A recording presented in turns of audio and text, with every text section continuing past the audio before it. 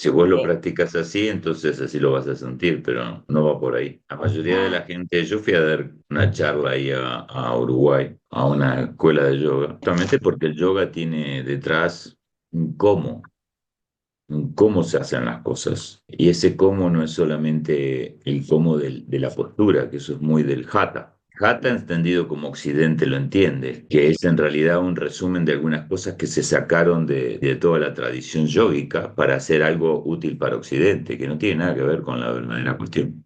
Entonces todo ese trasfondo que tiene que ver con Dhyana, o sea, tiene que ver con lo que nosotros llamamos filosofía, pero que no es filosofía para ellos, no, no tiene traducción esa palabra. Todo eso no se lo explica. Entonces, normalmente lo que hay en el yoga en los últimos 70 80 años en Occidente y más también, no tiene nada que ver con el yoga. Sin embargo, sí te puede dar herramientas. Aplicándolo a lo que vos me decís, aplicando lo que vos me decís, lo que se requiere no es control, lo que se requiere es conciencia.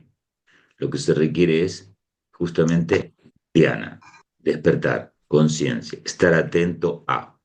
El yoga debe ser hecho con atención, no se hace el yoga para tener un estado físico bueno, para tener habilidades físicas, se lo hace para llevar la conciencia presente a cada una de las partes del cuerpo y hacer las cosas de manera relajada, pero precisa. Entonces, la práctica del yoga no es más que un entrenamiento para la práctica interna.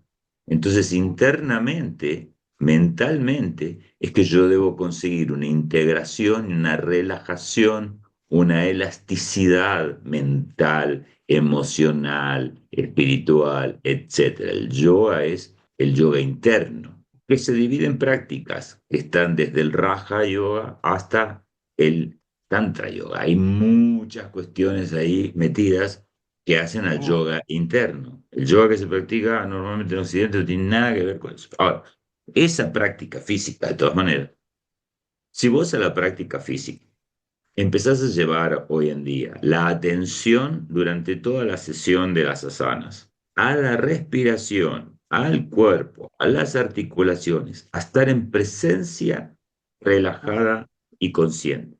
Y luego que terminás de hacer tus asanas, sos capaz de sostener esa conciencia y cuando vas a agarrar algo, hacerlo como si estuvieras haciendo yoga. Estirar conscientemente, agarrar tu botella, conscientemente abrirla, estar atenta a tu respiración. Si haces por vía de la conciencia las cosas, vas a ir resolviendo algunos temas, pero no podés hacerlo por vía del control. Si lo haces por vía del control, me voy a controlar, no voy a ser controladora, pues estás siendo controladora con vos, es exactamente el mismo tema. No va a funcionar, solo te va a tensar más y va a estar en relación con un juicio autocrítico y con un nivel de maltrato de uno mismo, ¿no? Yo, bla, bla, no debería. En realidad es arrastrar el pasado, todo el pasado, es la reacción al pasado. Como hubo mucho descontrol en tu infancia, como pasaron cosas desde el abuso hasta muchas otras, muchas formas de abuso. En el abuso en el abuso lo que sucede es que el poder lo tiene el abusador. El abusador es una persona mayor, en el caso del abuso sobre el niño, ¿no? O es una persona que físicamente tiene más poder, o después cuando uno más grande es porque la persona tiene más dinero o una posición social, económica, política mayor o de mayor potencia, que puede hacer, por lo tanto, que se aprovechen de nosotros. O sea, el abusador tiene esta lógica, es una lógica simétrica. Entonces, la reacción de la psiquis de un niño que ha estado bajo abuso es recuperar el control y el poder para que no abusen de él. Entonces, toda su psiquis se va a desarrollar bajo una lógica de tener poder y control para que no sea abusado. Al hacer eso, él termina siendo luego abusador de otros. No dejes la llave, no uses el agua caliente. Escribime, llamame. ¿Por qué no me llamaste? No me estás prestando atención. No soy lo más importante en tu vida. Tendría que hacerlo. ¿Cómo me haces? Esa es una forma de eh, Vine en Flores de Bach. Es una forma de andar con el látigo. Es una forma de ser es decir, la contracara de lo que se me hizo.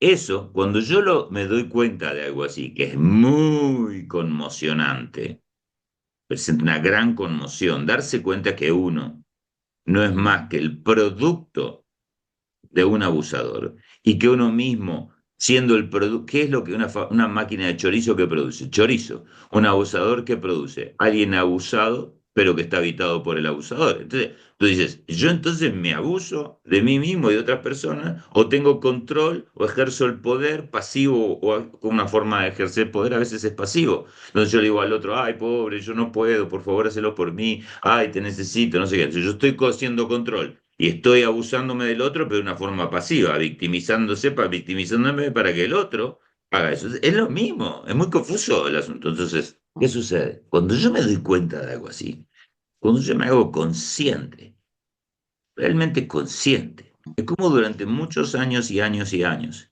he perpetuado un mecanismo perverso que me habita y del cual yo no tengo registro y que me trae problemas en la vida y causa dolor a mí mismo y causa dolor a los demás, es conmocionante, es absolutamente choqueante, es muy choqueante. Y uno lo primero que hace es pasar por una serie de emociones.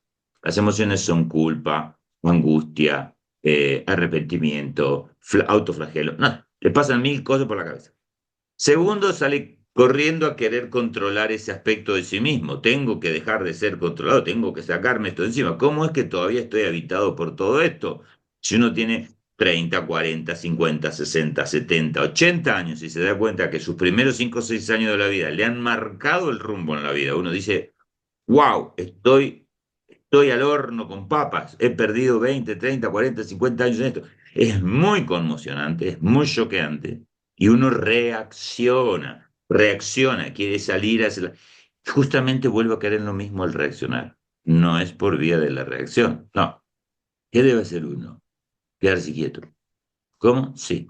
Cuando uno se da cuenta de lo que está pasando, debe sentarse en loto, medio loto, sacén, como se te dé la gana. Debe sentarse y debe aquietar el cuerpo, debe quedarse en contacto con uno mismo y debe hacerse consciente del proceso y debe vivir y atravesar las emociones y la caída de conciencia, la caída de fichas, porque eso va a ir produciendo muchas emociones adentro, como un calor que se expande por el pecho, como una angustia, como una ansiedad, produce muchas cosas. Y en el crisol del cuerpo, con la conciencia presente, estando en contacto con eso, sin reaccionar, sino quedándose ahí, es como empieza a producirse la transformación y uno empieza a ser consciente y se relaja, porque lo opuesto al control no es el control, es la relajación. Y dice, me voy a relajar. Que mamá no sé qué, hace lo que vos quieras, hijito, sos grande. Che, quedó esto ahí. Bueno, júntenlo. A ver, cada uno empieza a arreglarse con su vida, cada uno métase en su vida. Yo no me voy a meter en la vida de nadie porque yo tengo mis propios problemitas. Y esa actitud que termina siendo compasiva, comprensiva, relajada, consciente y presente, la actitud del yogi, que está siempre relajado, el yogi está relajado, respirando consciente, caminando consciente. Entonces eso empieza a ser la práctica, la sadhana de esa persona. Si no se logra eso, evidentemente uno cae en lo que se llama dukkha, el sufrimiento y los avernos del budismo, ¿no? Dice, el budismo la tiene muy clara, dice, el infierno está acá, dice, esto es el infierno, vivir inconsciente, vivir preso de las pasiones y las confusiones de los sentidos y de toda esta parafernalia de locura, vivir preso de la propia personalidad. Eso es el infierno. Causarse dolor y causar dolor a los demás, angustiarse luchando por el ego, la atención o la no atención o la manipulación, el control, eso es el infierno, eso es un infierno constante, porque aunque uno esté solo en su cama con su tele de 70 pulgadas, está pensando, ay, pero no me quiso y me dejó y no me qué es, y mi hijo no me presta atención, o no consigue, uno está ahí en el infierno, que está acá, no importa si está en una playa, uno está en una playa y está bla, bla, bla. El infierno está en la tierra, dice el budismo, ¿no? El infierno está en el ego. El ego, la mente, lo bueno, lo malo, lo que me hacen, lo que no me hacen, lo lindo, lo feo, ese desgarro, esa fragmentación de la realidad por vía de la discriminación de mis ideas. Yo sé que es bueno y yo sé que es malo. Yo sé quién está bien y yo sé quién está mal. Yo sé que... eso es el infierno. Ese es el infierno. Entonces, a menos que uno logre y para eso existe el yoga, Para eso existe el yoga. Llevar la atención, ubicar eso que se llama atención, ubicarlo y poder desde la atención, no desde la mente, desde la atención. Llevo la atención al hombro, llevo la atención a la respiración, llevo la atención al codo. Y voy haciendo mis escenas llevando la atención, no el pensamiento, la atención. La atención por vía de la respiración. Si yo puedo ir en el proceso del yoga, de las asanas y de la práctica del yoga, creando un centro atencional, un centro de atención presente y completo, holístico de mí, y que la mente sea secundaria y que el pensamiento sea secundario. Yo logro hacer eso y lo cultivo, se llama cultivo de la atención. Luego la llevo a todas las actividades de mi vida. Por eso el yoga es una práctica y no una teoría, porque lo que el yoga enseña, el yoga es una ciencia. Y la ciencia se dedica a cómo se hacen las cosas, no a por qué. ¿Por qué? Hace 3.000 años la ciencia tirabas una cosa y caía, y la ciencia se ocupaba de ver cómo caía. Ahora, ¿por qué? Y bueno, según Aristóteles era porque las cosas querían volver con mamá a la Tierra, según Newton era por las masas, y según Einstein era por la curvatura de la Tierra. La verdad, de la gravedad. No importa por qué en realidad, la curvatura del espacio. No importa, esas son explicaciones, son los por qué. Los por qué van cambiando constantemente, pero el cómo se hacen las cosas, es lo que en realidad a la ciencia le interesa y a la ciencia del yoga específicamente. La ciencia del yoga es cómo lograr un estado de presencia, cómo lograr un estado de conciencia, cómo lograr la, el esclarecimiento, el despertar interior, samadhi, samadhi, el estado de compasión. ¿Cómo logro eso? Es la pregunta del yoga. El yoga no le interesa por qué, le interesa cómo. Entonces te va a decir, bueno, ¿cómo? Se hace así, así, así y así. Haciendo esto con la respiración, esto con el cuerpo, esto con la atención, esto con... Y te va explicando toda la fisiología yógica. ¿Qué lugar ocupan los sentidos? ¿Qué lugar, qué tienen que ver con los bandas? ¿Qué lugar tiene, qué ocupa, cuáles son los distintos cuerpos que uno tiene, mental, físico, etcétera? ¿Cuáles son los centros y cómo son los nadis y demás en el cuerpo y toda la historieta de eso?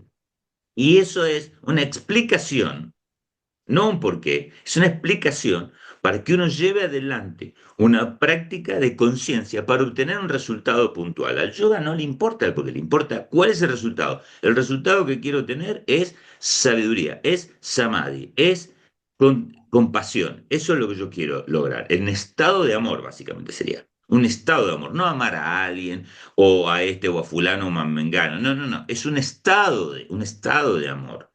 No algo dirigido hacia acá o hacia allá, un estado de compasión. Puedo ser compasivo con una lagartija, puedo ser compasivo con el pasto, soy compasivo con el sol, soy compasivo con mis hijos, soy compasivo con todo el mundo. Es un estado, yo estoy en estado de compasión. No que, ay, esta persona me despierta compasión, ay, este perrito me despierta compasión. Y aquel, no, aquel es un hijo de su chico. Vos decís, no, pero eso no es compasión, eso es una, otra cosa, eso es hacer compasión. Y hacer compasión cansa, hacer compasión cansa. Ah, voy a hacer el amor, voy a ser amoroso. A hacer ser amor. A vos te voy a amar, a vos no te voy a vos, no, no. Eso cansa porque es forzado. Si el yoga demuestra algo, es que cuando uno está totalmente relajado, totalmente entregado, relajado, porque no hay miedo, porque se es uno con todo lo que existe, porque Atman y Brahma son uno. Cuando el yoga busca eso, por eso se llama, se dice yu, que viene de unión, de lo infinitamente pequeño y lo infinitamente grande, porque son uno, no son dos. Yo no tengo ni siquiera que unirlos. El yoga me dice, esté consciente de que ya están unidos. No tienes que hacer algo, dice el yoga. El yoga dice, la sana más importante es la del muertito. Quédate ahí, respira y no hagas nada. Esa es la sana más importante del yoga. Entonces, si tú entiendes esta parte de la relajación, vas a ver que respirar, tú no tienes que hacer nada para respirar, tú no tienes que pensar en respirar. Respiras, eres respirada, ya, sucede y no cansa. ¿Te cansas respirando? No, te cansas respirando. Lo mismo, ¿por qué? Si estás en ese estado de relajación, lo que el yoga te va a decir es que entonces entras en un estado de amor y que entonces entras en un estado de conciencia y que entonces te percibes siendo uno con el todo. Entonces no hay nada a lo que temer, aunque venga un rinoceronte y te mate, pues el rinoceronte también eres tú. Así que no pasa nada. Y ese es el objetivo real del yoga. Ese es el verdadero objetivo del yoga, traer la paz, vamos a decir así, al ser humano, por decirlo de alguna manera metafórica. Entonces, tú te planteas y dices, bueno, entonces la cosa va por el lado del no esfuerzo. Exacto, va por el lado del no esfuerzo, pero no va por el lado de no hago nada. No es lo mismo decir, la disciplina, la disciplina, pero no, sí existe, pero no es de esfuerzo, no es algo eh, tenso, no es algo en guerra, no está en control, no está no. Es, vas a sostener la práctica, vas a sostener la sadhana, pero lo vas a hacer amablemente, soltándola al mismo tiempo, entregando tu sadhana al mismo tiempo, no apropiándote, ay, qué buen yogi, no, tienes que soltar el asunto, o sea, tienes que vaciarte de ti, sería, ¿no? Entonces, esa clave, esa enorme clave que tiene el yoga, se aplica también a todos los problemas que uno tiene de personalidad, que la personalidad es algo accesorio, la personalidad surge en el encuentro con lo social, la personalidad no es el ser, no, no es otra cosa. El yoga lo sabe. El yoga sabe que la personalidad tiene que ver con un sexto sentido. Para los yogis hay cinco sentidos y un sexto sentido. El sexto sentido es el sentido del pensamiento, de la mente, de la discriminación, con un órgano, que es el órgano del cerebro. Para un yogi, el órgano del cerebro, como el órgano del ojo o como el hígado, no le da mayor preeminencia a eso. No se deja engañar por eso. En Occidente el cerebro es muy importante. El cerebro es el dueño en todo, es el que manda todo. Bueno, para el yoga no.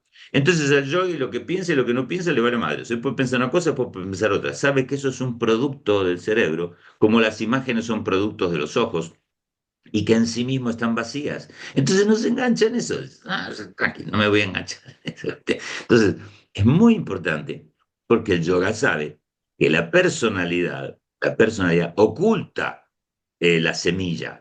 La personalidad no deja ver la naturaleza auténtica. La personalidad siempre va a ser conflictiva, porque la personalidad se basa en la mente, y la mente sí o no. Boca o River, argentino o uruguayo. La personalidad siempre es desgarrante, siempre es conflictiva. La personalidad es la enfermedad del yogi. La enfermedad del ser humano es la personalidad.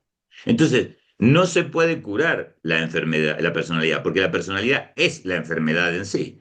Por lo tanto, lo que hay que tener es una conciencia que atestigue, por eso el ejercicio del atestiguar la práctica es importante, que atestigue la personalidad y la tenga ahí y la use solo para lo que la tiene que usar en la sociedad. La tenga, digamos, bajo su mirada. Ese es el asunto. Establecer un punto que está por encima, Sakascara chakra, Ajna chakra, los chakras superiores. Por eso es que se dice, hágase tu voluntad, Dios que estás en los cielos, acá arriba, ¿no? Uno busca la voluntad de Dios, uno busca subir y desde ahí arriba ver las cosas con claridad. No queda supeditado a su Muladhara chakra, a su Vadhisthana chakra, que son chakras de supervivencia, mío, esto, aquello, posesión, vida, muerte, sexualidad. Todos esos chakras, obviamente, están hechos para sobrevivir, están hechos para cuando uno tiene que reproducirse, etcétera, etcétera, etcétera, y arraigar en el mundo. Pero en un determinado momento uno tiene que ir haciendo un trabajo ascensional, está ir abriendo Anatta Chakra, que es el amor y la comprensión, pero eso lleva un trabajo de conciencia. No se puede hacer por vía del control, no se puede hacer leyendo libros, no se puede hacer pensando, no. Se hace con la práctica, por eso la palabra, la práctica, la sadhana, es todo. Solo se puede hacer por la práctica. Y una vez que lo dice Fernando, no, es que lo tenés que hacer siempre. La vida tuya se tiene que transformar en una sadhana. No es voy a vivir y cuando tengo tiempo me pongo yo y un poco consciente y hago una sana y respiro. No es así, no es así, así no funciona. Uno tiene que cambiar su vida. Entonces, claro, hoy en el día, hoy en el mundo tenemos mucha gente que hago yoga, y todo muy bonito.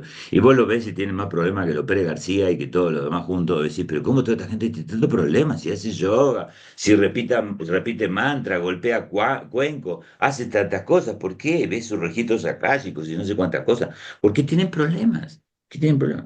Bueno, porque no se entiende conciencia realmente todo este asunto que acabo de explicar. Eh, pero por ahí iría la cosa.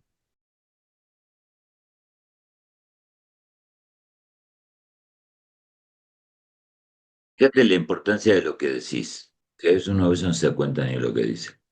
Lo dice, pero no se da cuenta, me pasa a mí, nos pasa a todos.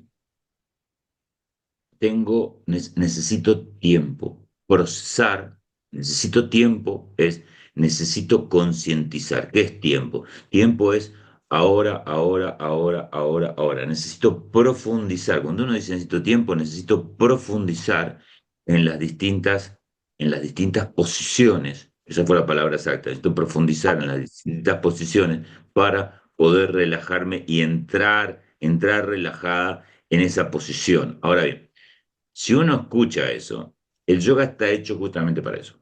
Cuando la posición es de dolor, cuando la posición es la de una separación, cuando la posición es la de no importa, en la vida uno va tomando diferentes posiciones o asanas. El yoga lo que te enseña es a estar relajado y consciente y presente en cada una de esas distintas posiciones o asanas o momentos de la vida. La lección detrás del yoga es, aunque estés con este brazo acá y este brazo acá, podés estar relajado. Aunque estés con esta pierna estirada y en esta posición del perro, podés estar relajado. Y de hecho, aunque la posición sea bien difícil, si vos respirás y te entregás y te entregás y vas sintiendo y concientizando los músculos y la articulación y demás, hay un momento en que la posición no demanda esfuerzo. Decís, ¿cómo? Hay un momento en que la posición no demanda esfuerzo. Está en un extraño equilibrio.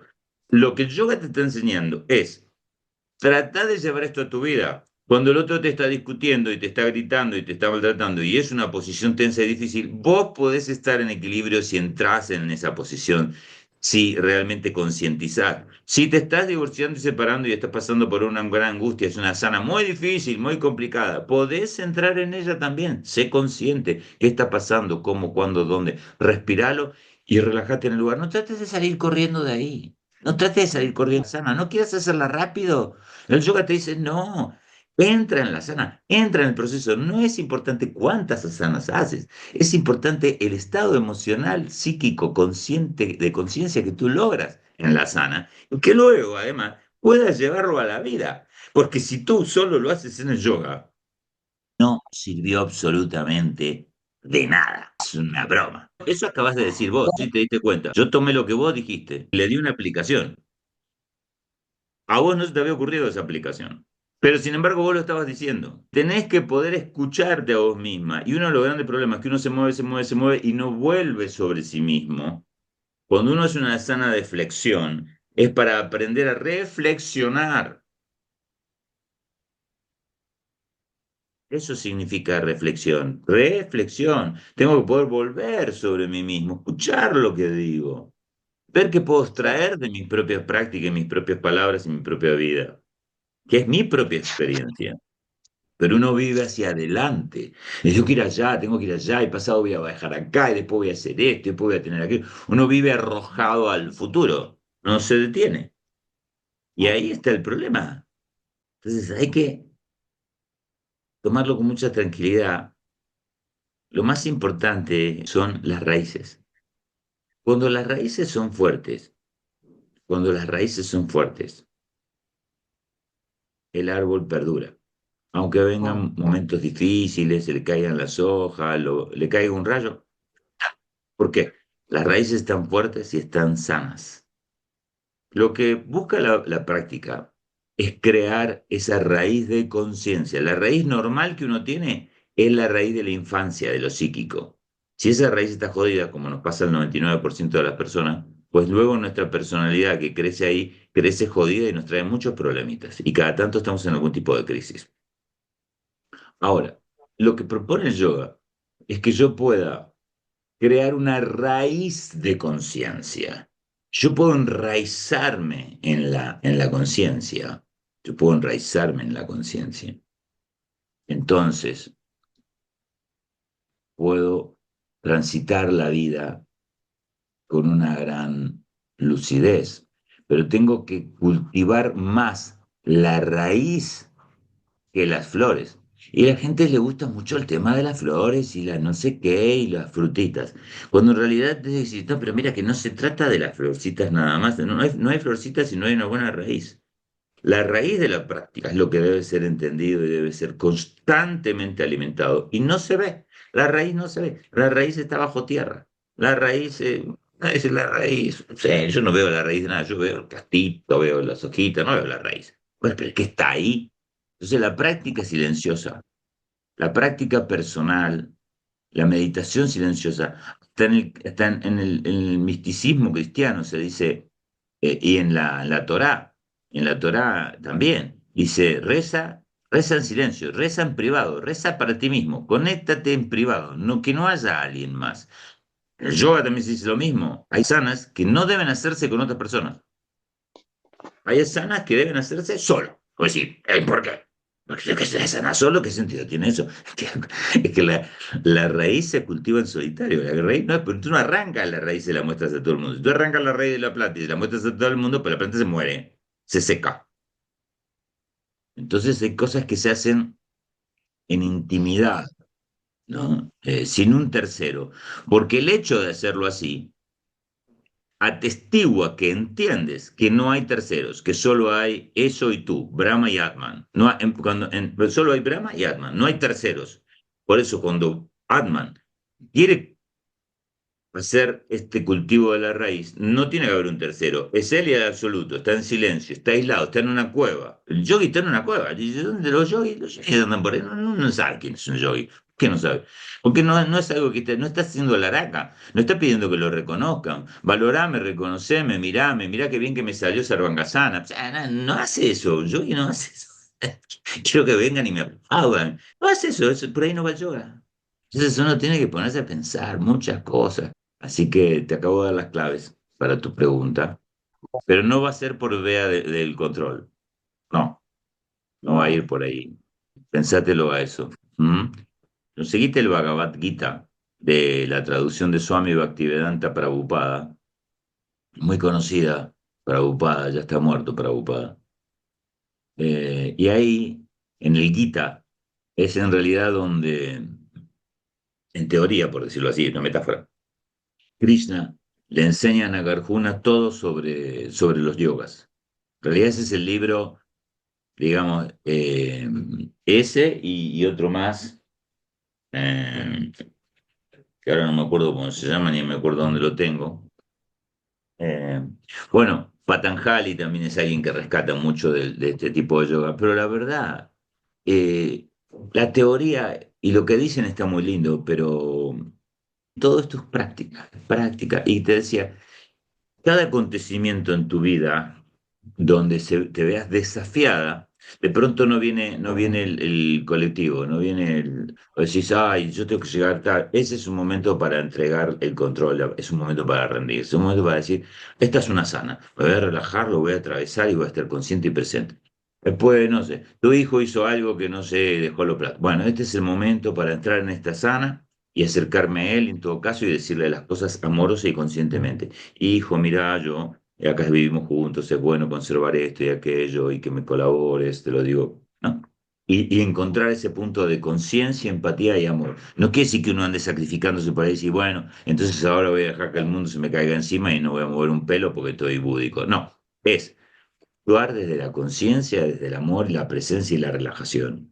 Cada cosa que te vaya pasando en tu vida, en el cotidiano, va a ser una oportunidad. Entonces, cuando vos entendés que algo complicado y difícil es en realidad una oportunidad de práctica para tu sadhana, ya en ese momento deja de ser algo complicado y difícil y se transforma en una perla que vos agarrás así y decís, dame esa perla. Acá voy a poder cultivar mi conciencia, mi presencia y mi lucidez.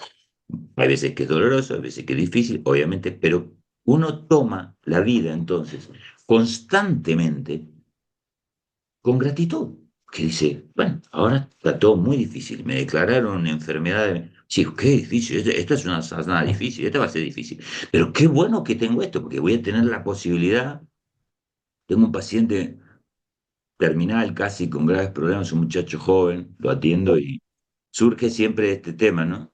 De la dificultad de estar pasando por algo tan difícil. Y digo, pero vos todavía estás vivo. O sea, seguramente te vas a morir. Yo también. En realidad no vamos a morir todos. Solamente que vos estás seguro de que te vas a morir, digamos. Todo el mundo te lo está diciendo. Sí, bueno, en realidad ese punto lo podés tildar y decir, bueno, ya está, ya sé que me voy a morir. Ahora, ¿cómo vivo el presente? Vos podés en este tiempo que te quede, que nunca sabe nadie cuánto es, Ujú. alcanzar las máximas alturas de vos mismo. En realidad es una perla. Bueno.